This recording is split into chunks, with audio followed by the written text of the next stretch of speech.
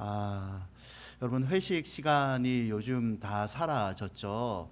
이 회식 시간이 사라진 요즘 같은 시대에 이런 저녁 시간을 활용한 MZ 세대의 들이 부쩍 늘어나고 있습니다. 이 MZ 세대라고 하면 1980년도 초반부터 2000년도 초반까지 태어난 젊은이들을 일컫고 있습니다. 이들은 거리두기 단계가 4단계로 조치되니까 자기 개발을 위한 이렇게 전화위복의 기회로 많이 삼고 있습니다. 그래서 스펙을 강화하기 위해서 자격증 공부에 매진하거나 평소에 만들지 못한 이 몸을 만들기 위한 것에 도전하는 직장인들이 늘고 있다고 합니다. 한 기사에서 30대 직장인 건모 씨라는 분이 인터뷰에서 이런 내용을 얘기하더라고요. 재택근무 덕분에 출퇴근 소모되는 시간이 사라졌고 회식이 사라지면서 업무 위의 저녁 시간도 오로지 내 마음대로 활용할 수 있게 됐다. 이번 기회에 인터넷을 통해서 코딩 수업을 함께 듣고 영어 회화 말하기 시험에 도전한다. 퇴근 이후에는 집에 혼자 있는 것보다 운동하는 것이 나을 것 같아. 요즘 젊은이들 사이에 유행인데요. 보디 프로필이라고 있어요. 보디 프로필을 찍기로 결심했다. 거리두기 4단계가 불편하지만 회식이 사라지니까 오히려 가족 관계도 돈독해졌다고 말하는 사람들이 있습니다. 그리고 서울에서 홀로 자취하던 사회 초년생들 일부는요, 이 재택근무를 하게 되니까 본가에 내려가서 어머니가 해주는 따뜻한 집밥을 먹게 돼서 자기는 행복하다라고 얘기를 하더라고요. 여러분 어떻나요? 여러분은 4단계 그리고 38도, 39도까지 이르는 이 폭염에 진짜 맞이하기 싫은 이 어두운 시간들을 어떻게 보내고 계십니까? 고통의 시간들이죠. 성경에서 고통에 대해서 얘기할 때 가장 많이 언급되는 성경 구절 가운데 하나가 오늘 저와 여러분이 읽은 야고보서 1장 2절과 5절의 말씀입니다. 야고보서 1장 2절과 5절을 다시 보시면 내 형제들아 너희가 여러 가지 시험을 당하거든 온전히 기쁘게 여기라. 이는 너희 믿음의 시련이 인내를 만들어내는 줄 너희가 알미라. 인내를 온전히 이루라. 이는 너희로 온전하고 구비하여 조금도 부족함이 없게 하려 함이라. 너희 중에 누구든지 지혜가 부족하거든 모든 사람에게 후히 주시고 꾸짖지 아니하시는 하나님께 구하라. 그리하면 주시리라. 저도 시험이 닥쳐왔을 때 제 안에 풀지 못하는 고민들이 있을 때 이 말씀을 참 많이 묵상하고 이 말씀을 붙들고 기도를 합니다. 그러나 때로는 우리가 이 성경 본문에 너무 익숙한 나머지 이 본문이 가르쳐주는 의미를 쉽게 잊어버리는 경우가 있는 것 같습니다. 오늘 이 시간 새로운 마음으로 하나님께서 우리에게 주시는 말씀에 귀를 기울여서 한 주간을 살아갈 새 힘을 얻으시기를 축원드립니다. 야고보서 1장 2절을 다시 보시면 내 형제들아 너희가 여러 가지 시험을 당하거든 이라고 기록되어 있죠. 시험은 환난, 고통, 시련이라는 말로 표현하고 있습니다.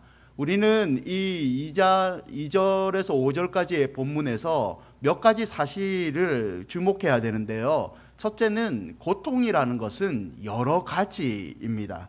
일반적으로 고통이라는 단어를 우리가 생각했을 때는 육신의 고통, 건강의 문제, 그리고 경제적인 고통, 우리 집이 빚에 쪼달린다, 돈이 없다, 이 고통을 먼저 생각하게 됩니다. 그러나 조금만 더 생각해 보면 우리가 알고 있는 고통은 그 범위가 훨씬 더 넓습니다. 인간관계에 의한 고통이 있죠. 결혼에 대한 고통이 있고요. 출산은 물론이고 취업, 승진, 그리고 가정, 그리고 가정 밖에서 인간관계에서 불러오는 고통들이 있습니다. 일반적인 문제뿐만 아니라 신앙에서 겪는 고통도 있습니다. 주일 성수에 대한 고통, 그리고 제사에 대한 문제, 이런 불신앙을 가진 가족들과의 대립하는 문제, 그리고 한 집안 안에서 종교가 여러 가지로 인해서 있는 갈등의 문제가 있습니다. 뿐만 아니라 영적인 고통도 있죠. 내가 하나님께 받은 소명과 헌신에 대한 이런 고통의 문제도 있고, 영적인 혼란이 주는 고통의 문제가 있습니다. 그래서 성경은 우리가 만나는 고통이 여러 가지라고 가르치고 있습니다. 여기서 여러 가지 고통을 대하는 우리에게 필요한 주의할 점이 하나 있는데요. 그것은 판단하지 말라입니다. 고통의 내용을 가지고 원인과 결과를 너무 쉽게 우리 스스로 판단하지 말라는 거죠. 저 고통은 이것 때문에 생긴 거야. 저 고통의 원인은 이거기 때문에 고통의 결과는 이거다라는 판단을 성경은 금하고 있습니다. 더불어서 고통당하는 사람에 대해서 저 사람은 신앙이 부족하기 때문에, 요즘 기도를 하지 않기 때문에 저런 경제적인 고통을 당하고 있다라는 섣부른 판단을 하지 말라고 성경은 권면하고 있습니다. 여러분, 우리는 본능적으로 원인을 분석하기를 참 좋아합니다. 내 얘기보다는 남의 원인을, 그 사람이 요청하지도 않았는데 굳이 찾아가서 그 문제를 끄집어내고 주변 사람들에게 저 사람이 왜 저런 고통이 생겼지라고 정보를 다 수집하셔서 혼자 분석해서 리포트를 작성하셔서 당사자가 원하지도 않는데 굳이 찾아가서 그분에게 고통의 원인과 갈 방향을 우리는 알려주라는 그런 심리가 우리 마음 가운데 있습니다. 저도 그런 원인 분석하기를 참 좋아하는 사람 중에 한 명인데요. 여러분, 이렇게 알려주면서 심지어는 우리는 이렇게 얘기하죠. 무조건 네가 잘못해서 이 고난이 너희 집 가운데 온 거다. 네가 하나님 앞에서 숨긴 죄가 있다 라고 섣부른 판단을 할 경우가 많다는 거죠. 사랑 여러분, 때론 고통당하는 자 앞에서는요, 원인을 분석해 주기보다는, 많은 말로 권면해 주기보다는 침묵해 주는 것이 가장 큰 위로가 될 때가 있습니다.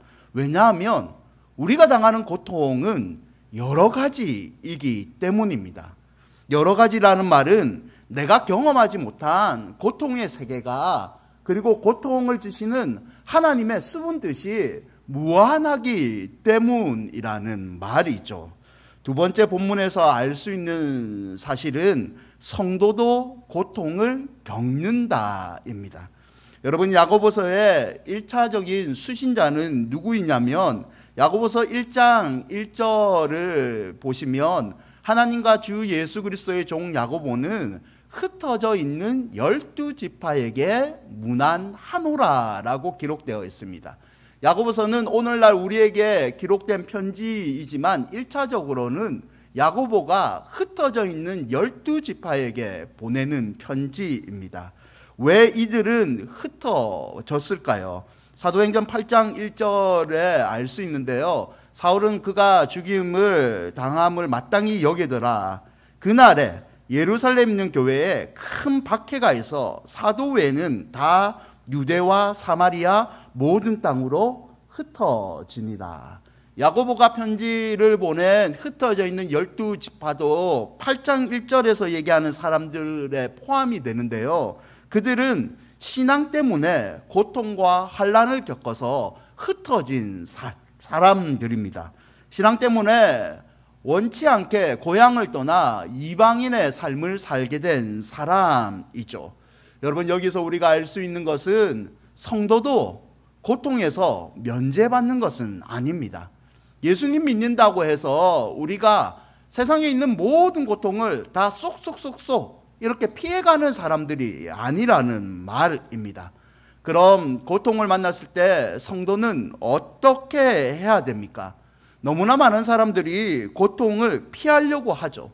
저도 그런 기도를 먼저 합니다. 하나님, 이 고통을 오지도 말게 해주시고, 혹시 왔을 때 한 3일 주실 고통을 1시간만 주십시오라고 저도 기도를 많이 하는 사람입니다. 너무나 많은 사람들이 고통을 피하려고만 애를 쓰고 있습니다. 정작 고통을 만났을 때 어떤 태도를 가져야 될지는 관심을 못 가지게 되죠. 그러나 여러분, 성경은요, 성경의 여러 부분에 고난에 대한 말씀을 살펴보시면 너희가 고통을 피하라, 고통이 너희를 쏙 피해간다, 그렇게 말하는 성경 구절은 거의 없습니다. 대부분의 성경은 고통을 대하는 자세, 고통을 어떻게 이길 수 있는지 그 태도에 관해서 가리키고 있죠. 그래서 성도는 피할 수 없는 고통을 당할 때 이 고통을 대하는 자세를 바로 가지는 것이 중요합니다.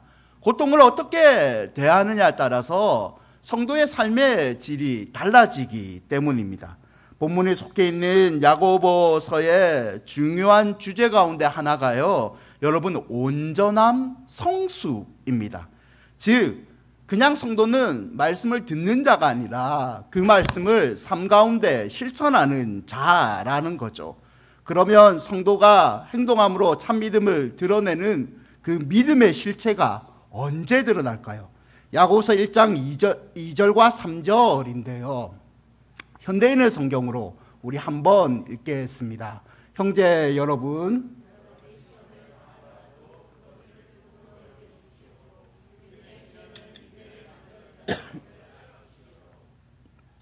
현대인의 성경에서 야고보서 1장 2절과 3절을 살펴보시면 믿음의 시련, 인내를 만들어내는 것은 고통을 당할 때 성도에게 이 인내라는 것이 생긴다라고 얘기하고 있죠.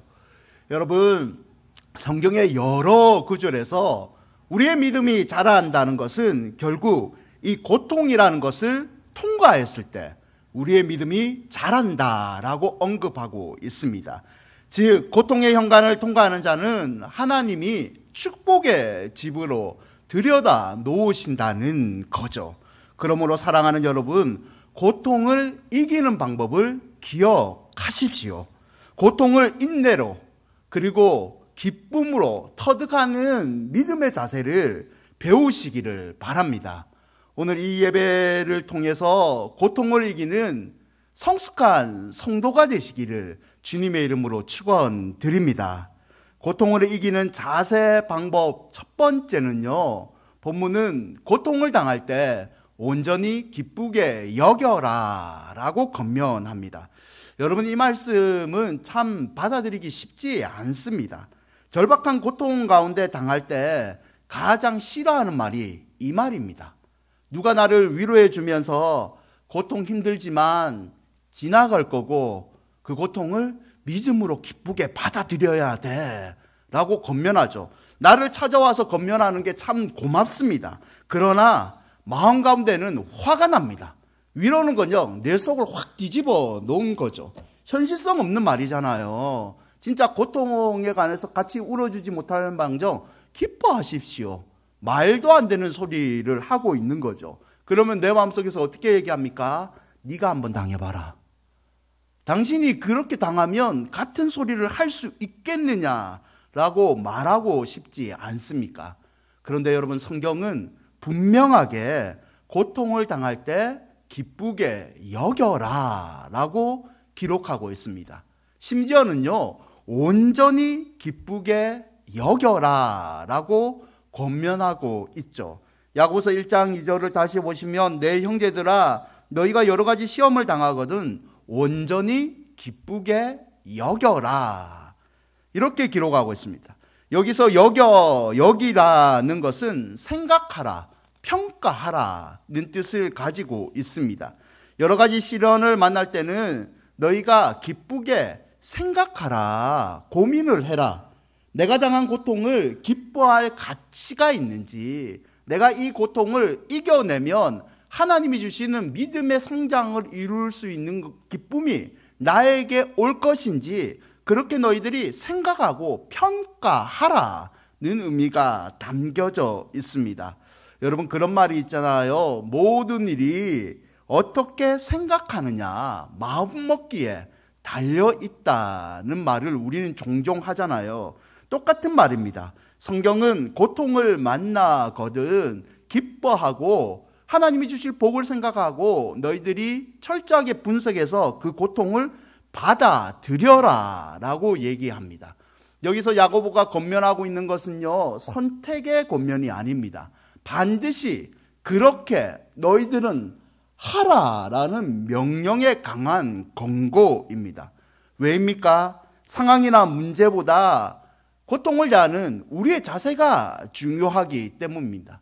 하나님은 고통 후의 결과보다는 그 고통을 믿음으로 버티고 견디는 그 사람의 마음의 자세를 보기 때문입니다.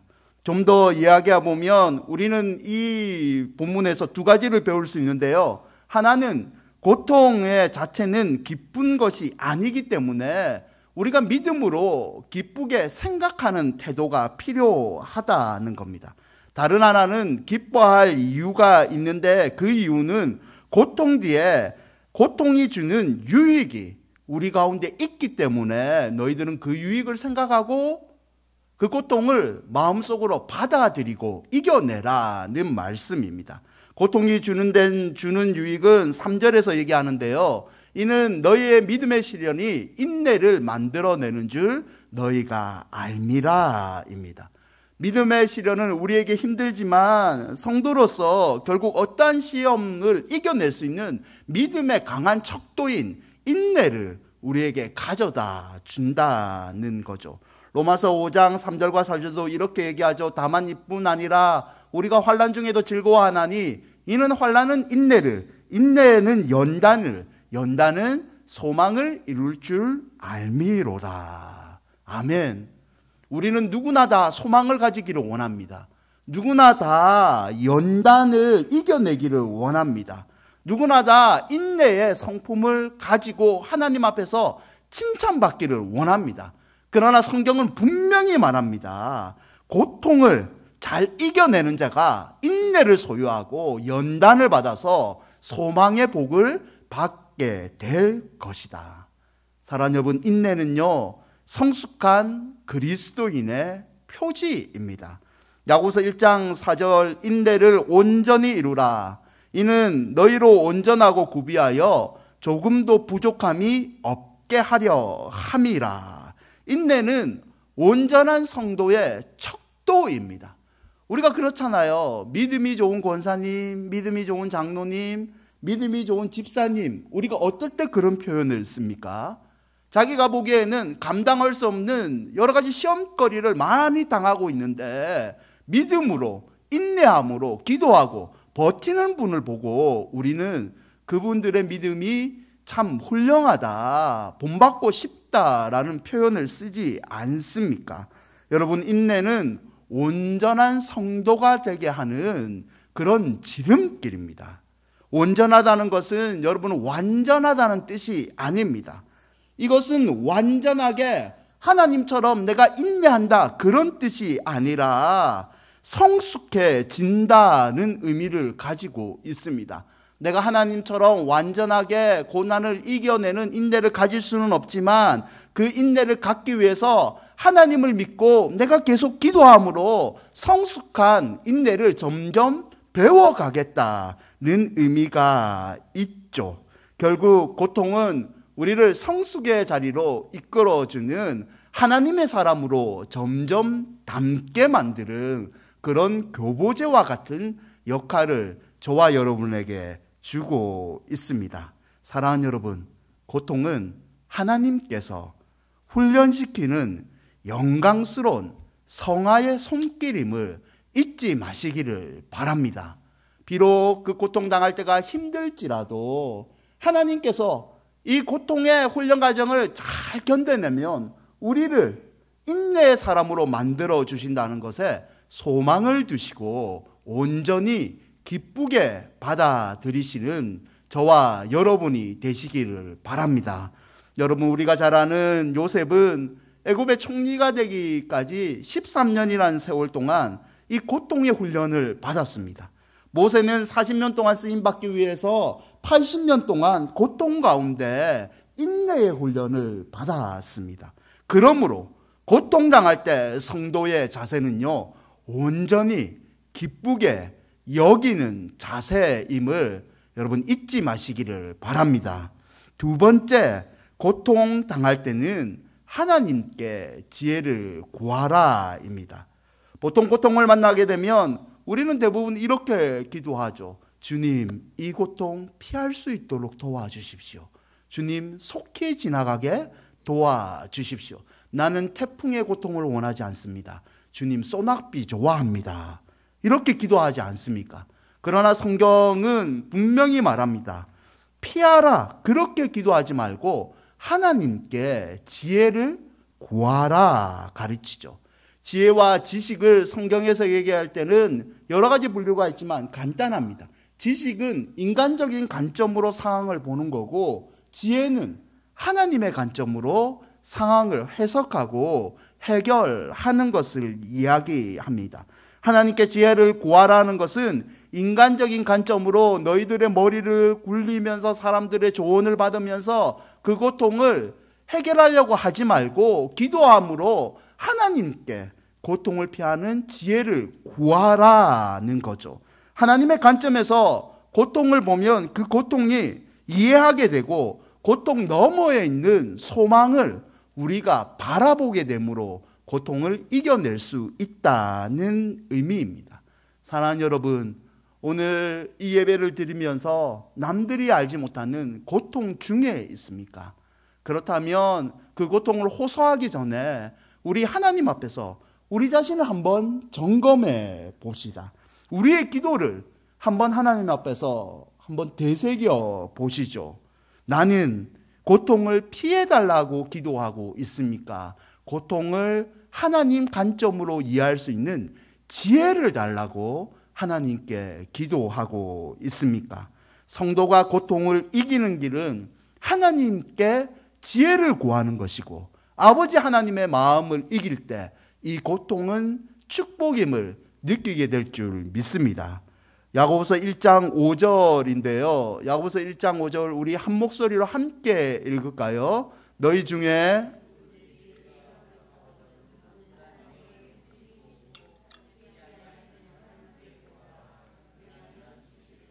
아멘. 고통당할 때 하나님께 지혜를 간구하십시오. 그러면 5절의 말씀처럼 꾸짖지 아니하신 하나님, 이 표현 너무 좋잖아요. 꾸짖지 아니하신 하나님께서 고통을 이기는 지혜를 후히 베풀어 주실 줄 믿습니다. 세 번째, 고통을 당할 때는요, 여러분 원망 없이 기도하라입니다. 초조하고 긴장이 될 때, 응답이 늦어질 때 대부분의 사람들이요, 저도 그렇지만 불평을 합니다. 원망을 합니다. 좌절할 때 기다리는 거 쉽지 않죠. 좌절할 때 박수치면서 하나님 감사합니다 라고 고백할 수 있는 사람은 거의 드뭅니다. 그러나 성경은 분명하게 우리에게 가르치기를 원망과 불편 대신 힘들지만 하나님을 신뢰하고 하나님을 찬양하라라고 성경 곳곳에서 가르치고 있습니다. 예레미야가 3장 25절과 26절을 보시면요, 나라가 멸망하는 것을 보고 슬퍼하는 예레미야가 멸망하는 백성들에게 이렇게 권면하고 있습니다. 기다리는 자들에게나 구하는 영혼들에게 여호와는 선하시다. 사람이 여호와의 구원을 바라고 잠잠히 기다림이 좋도다. 나라가 멸망한다고 해서 하나님 왜 하나님을 믿는 선민 이스라엘을 망하게 합니까? 하나님 앞에서 원망하지 마라. 불평하지 마라. 그거보다는 하나님께서 새로운 이스라엘을 회복시켜 주시고 우리를 다시 구원해 주실 그 하나님을 잠잠히 기다리면서 기도하는 것이 너희들이 더 낫다라고 예레미야는 권면하고 있는 거죠. 한마디로 원망하지 말라는 거죠. 하나님을 믿는다면 원망하지 말고 기도를 하라는 겁니다. 여러분, 원망하면요, 광야의 시간이 길어집니다. 별로 좋은 건 아니지만 하나님이 우리 아버지인데요, 하나님도 아버지이신데 원망하는 자에게 축복을 더 빨리 주겠어요? 원망이 힘들지만 그래도 감사하고 하나님 믿습니다라는 자에게 축복을 더 빨리 주겠습니까? 성도는요, 원망하기보다는 원망 없이 하나님을 기다리면서 기도하는 자세가 더 필요할 줄 믿습니다. 하나님은 한 번의 응답보다 진정한 믿음의 사람이 되는 것을 더 많이 원하시는 우리의 아버지란 사실을 여러분 잊지 마시기를 바랍니다. 그러므로 우리에게 닥쳐온 고통의 시간이 더 길게 느껴지면요, 하나님께 이런 기도를 드려보십시오. 하나님, 고통의 시간이 생각보다 더 길어집니다. 내 입술을 지켜주십시오. 내 마음을 지켜주십시오. 내 생각을 지켜주십시오. 원망을 하지 아니하고 하나님을 볼 수 있는 믿음의 눈을 더 열어주십시오. 이 기도가 하늘에 상달돼서 하나님이 그 문제를 풀어주실 때까지 원망 없이 참고 기다리는 믿음이 저와 여러분에게 생기기를 축원드립니다. 여러분, 기도는요, 하나님께 합법적으로 우리의 고통의 상황에 개입해 달라고 요청할 수 있는 유일한 방법입니다. 하나님께 하나님 내 인생의 삶에 개입해 주십시오라고 간절히 요청했는데 기도가 끝난 다음에 하나님 내 기도 안 들어줘라고 원망하면 그 기도는 하지 못한 것보다 더 못한 그런 기도가 됩니다. 여러분이 하나님께 간절히 기도하셨다면 원망하지 마시고 하나님이 고통 넘어 주시는 축복을 찬양하는 기도를 하나님께 드려보십시오. 그러면 하나님이 우리의 마음과 우리의 생각과 우리의 입술대로 고통이 속히 지나가고 축복의 길이 속히 오는 복을 내려주실 줄 믿습니다. 말씀을 맺고자 합니다. 큰 배들은요, 웬만한 풍랑을 다 견딜 수가 있습니다. 하나님이 주신 지혜가 탁월하잖아요. 큰 배들은 웬만한 풍랑에도 잘 뒤집어지지가 않습니다. 비록 배가 한번 이렇게 뒤집어지는 것 같지만 원상태로 잘 복귀하도록 설계가 되어 있습니다. 왜 그럴까요? 배들은 수면으로 들어가는 부분이 더 무겁게 만들어져 있기 때문입니다. 이 수면으로 들어가는 부분을 무겁게 만든 것을 바닥짐, 벨러스터라고 부르고 있습니다. 그런데 종종 배를 만드는 회사들이, 선주들이요, 이 배의 외형을 신경을 더 많이 쓸 때가 있어요. 그래서 이 사람들은 수면 위를 지나치게 꾸며서 배의 밑바닥이 더 무거워야 되는데 배의 위를 더 화려하게 꾸미는 경우가 있습니다.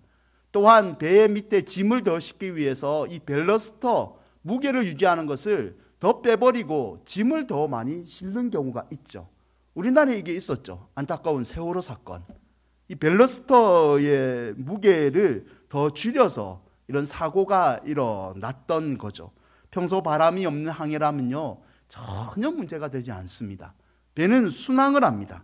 그러나 풍랑이 일면요, 벨러스터의 무게가 줄여버린 배는요, 쉽게 전복됩니다. 일단 전복되면 원상으로 돌아와야 되는데 수면 위가 더 무겁기 때문에, 외형에 너무 치중했기 때문에 다시 복원하지 못합니다. 사랑 여러분, 우리는 종종 인생을 항해에 비유합니다. 순탄한 삶을 살다가 가끔 견디기 힘든 어려움에 부딪히는 인생의 여정을 보았을 때 이거는 참 적절한 비유인 것 같아요. 인생이라는 배에도 중심을 잡아주는 벨러스터가 필요합니다. 그렇지 않으면 마음이 휘젓는 걱정에서 벗어나지를 못합니다. 암초처럼 다가오는 힘든 상황을요, 우리가 이 고통이라는 벨러스트에 훈련이 되지 않으면 쉽게 무너지고 자초하는 인생을 경험되게 됩니다. 또한 우리의 원수 사단은 틈만 나면 우리의 영혼을 파멸시키기 위해서 기회를 엿보고 있지 않습니까? 여러분, 성도에게 필요한 이 벨러스트는요, 고통입니다. 우리가 받아들이기 힘들지만 시험과 고난이 믿음을 굳건하게 지키는 벨러스터와 같은 역할을 하고 있습니다. 무겁고 괴롭지만 고통으로 인해 성도는요, 하나님을 더 집중해서 바라보게 됩니다. 힘들고 피하고 싶지만 고통을 당하면 하나님께 다시 한번 간구하게 된다는 거죠.